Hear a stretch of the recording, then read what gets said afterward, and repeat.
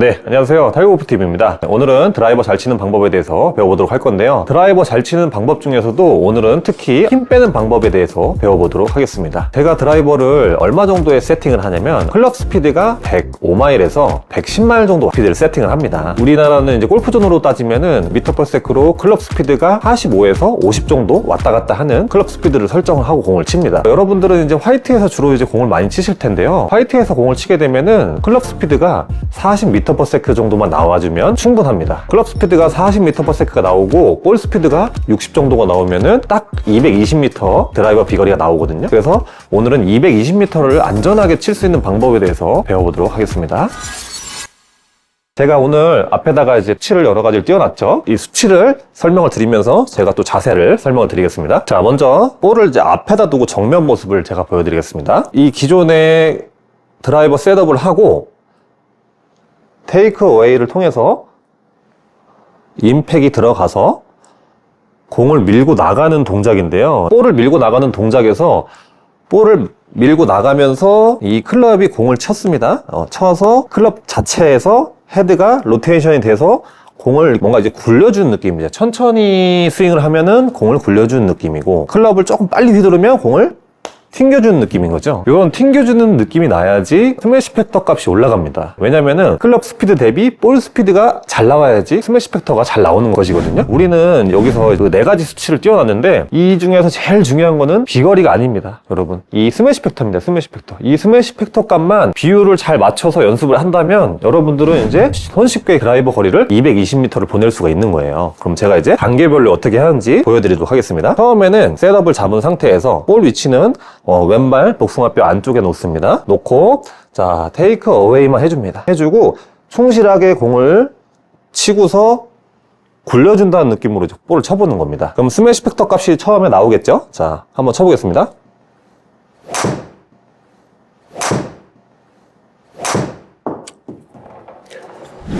자, 제가 이제 볼을 쳤는데 스매시 팩터 값이 지금 뭐가 나왔죠? 1.47이 나왔죠. 그냥 가볍게 쳤을 때 1.45, 46, 47 뭐 이렇게 계속 나와야 되는 겁니다. 다시 한번 쳐보겠습니다. 지금은 드라이버 전 단계이기 때문에 풀스윙이 아니라 가볍게 치는 연습입니다.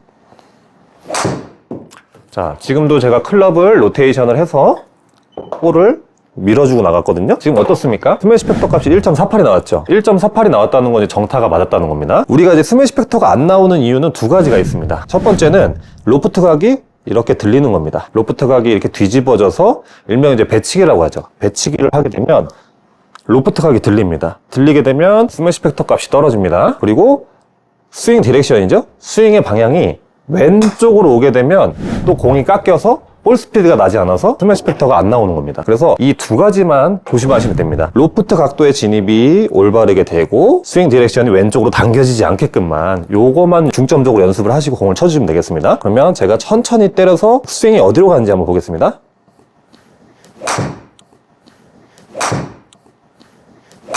네, 지금 스윙이 어디로 돌아갔죠? 내 몸 앞쪽으로 돌아갔죠? 그리고 볼 자체는 우측으로 출발해야 되는 게 맞습니다. 자, 스매시 팩터 1.47 나왔습니다. 클럽 헤드는 이쪽 방향으로 밀어주는 겁니다. 이쪽 방향으로. 자, 1.45가 나왔습니다. 계속해서 내가 클럽 스피드를 얼마나 내는지 측정을 해야 됩니다. 자, 지금 제가 클럽 스피드를 32 정도 휘둘렀습니다. 나중에는 이제 제가 얼마 내라고 했죠? 40 정도 내라고 했습니다. 허리에서 허리까지만 해도 150m는 나갑니다. 드라이버가. 그 스윙 스피드가 32 정도가 되는 겁니다. 32 정도만 내보겠습니다.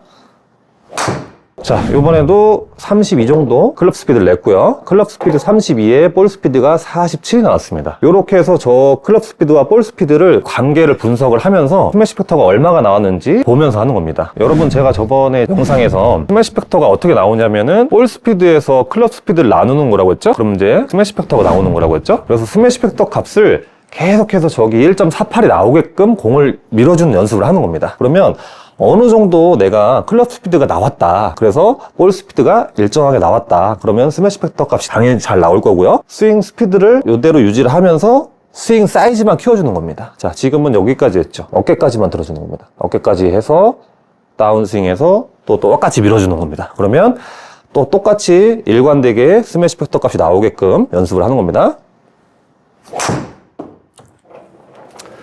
자, 클럽 스피드가 36에 53이 나왔습니다. 1.45가 나왔고요. 지금 이제 스윙 사이즈가 조금 더 커졌습니다. 자, 어깨까지 들어서 볼을 밀었습니다. 자, 요번에는 조금 빗 맞아서 1.41이 나왔습니다. 지금 이렇게 밀다 보면은 스매시 팩터 값이 떨어지는 구간이 있습니다. 그러면 내가 이 스매시 팩터 값이 왜 떨어졌는지를 분석을 해야 되거든요. 지금 같은 경우는 이 로프트가 헤드가 열리는 바람에 공이 우측으로 밀렸어요. 그럼 이제 로프트가 당연히 누웠겠죠? 누우면 스매시 팩터 값이 떨어집니다. 로프트 각이 진입이 잘 돼야 된다고 했습니다. 다시 해보겠습니다. 클럽 스피드 36에 53이 나왔습니다. 스매시 팩터 1.45. 클럽 스피드가 올라가면서 당연히 스매시 팩터 값도 올라가겠죠? 네, 그리고 그에 따라서 이제 비거리도 늘어나는 거겠죠? 한 번 더 쳐보겠습니다. 네, 조금씩 클럽 스피드를 올리고 있거든요. 네, 36.8에 볼 스피드 54가 나왔습니다. 스매시 팩터 1.47이 나왔습니다. 네, 이런 식으로 이제 그 비율을 점점 올려가는 거예요. 그러면 필드에서 내가 목표한 스윙 클럽 스피드 값이 나올 거 아닙니까?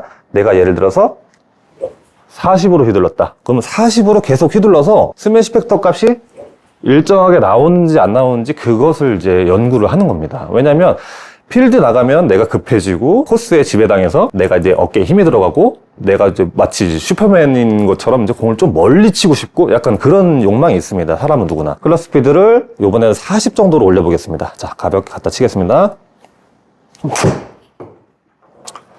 네, 클럽 스피드 40 정도 냈고요. 41이 나왔습니다. 41이 나왔고 볼 스피드가 59가 나왔거든요. 이제 보통 이제 40에 60 정도가 나오면 1.48이 나오는 겁니다. 다시 한번 쳐보겠습니다. 허리에서 허리까지 밀어주는 이 로테이션 동작을 충분히 연습하고 그 연습을 토대로 백스윙을 들어서 스윙을 하는 겁니다.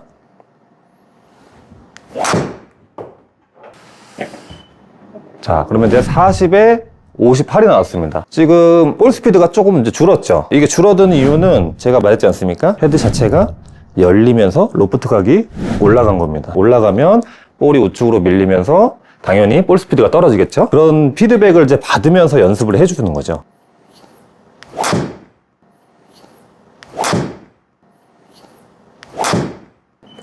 네, 41에 56. 이 볼도 마찬가지입니다. 로프트 각이 올라갔겠죠. 스매시 팩터 값이 떨어졌으니까. 그러면 이제 여기서 한번 분석을 해보고 다시 점검을 들어가겠습니다. 지금 이제 앞에 제가 그 다이나믹 로프트를 띄워놨거든요. 다이나믹 로프트. 다이나믹 로프트라는 거는 이제 실질적으로 맞는 이제 로프트 각이거든요. 이 로프트 각도가 이 전샷은 17도 나왔습니다. 네, 그리고 이 전샷 보겠습니다. 네, 14도가 나왔습니다. 네, 그리고 그 전샷도 보면 11도, 뭐, 요렇게 로프트 각도가 평균적으로 13도가 나왔는데, 갑자기 이제 17도로 로프트 각이 올라가는 바람에 스매시 팩터 값이 떨어진 것입니다. 네, 그러면 지금 여기 문제점이 나왔습니다. 그러면, 내가 로프트 각도가 너무 뒤집어져서 헤드가 열리면서 로프트 각도가 증가했구나. 그래서 이제 스매시 팩터 값이 떨어졌구나. 네, 그렇게 판단을 하고 공을 쳐주는 게 좋습니다. 왜냐면, 이런 수치들은 내가 육안으로 확인할 수 없지 않습니까? 그러니까 항상 수치를 확인하고 자세를 가다듬어서 공을 치는 거죠.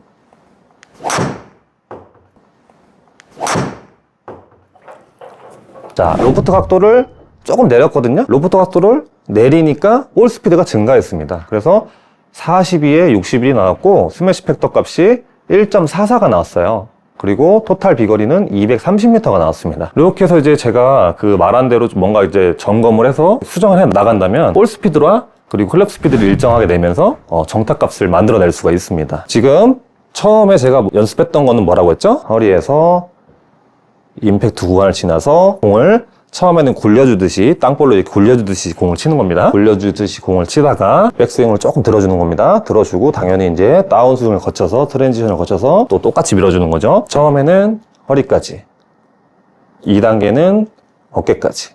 자, 내려오는 구간은 똑같죠? 똑같고 그대로 밀어주고 이 느낌을 계속 반복해서 연습을 하다가 결국에는 백스윙을 끝까지 올려서 풀스윙까지 가게 되는 겁니다.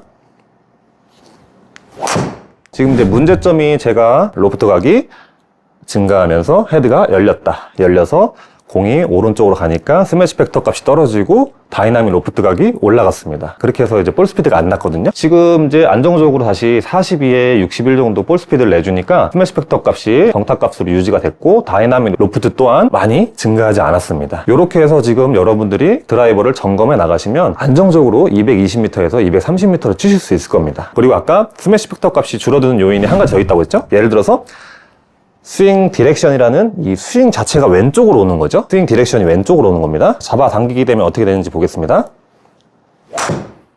네.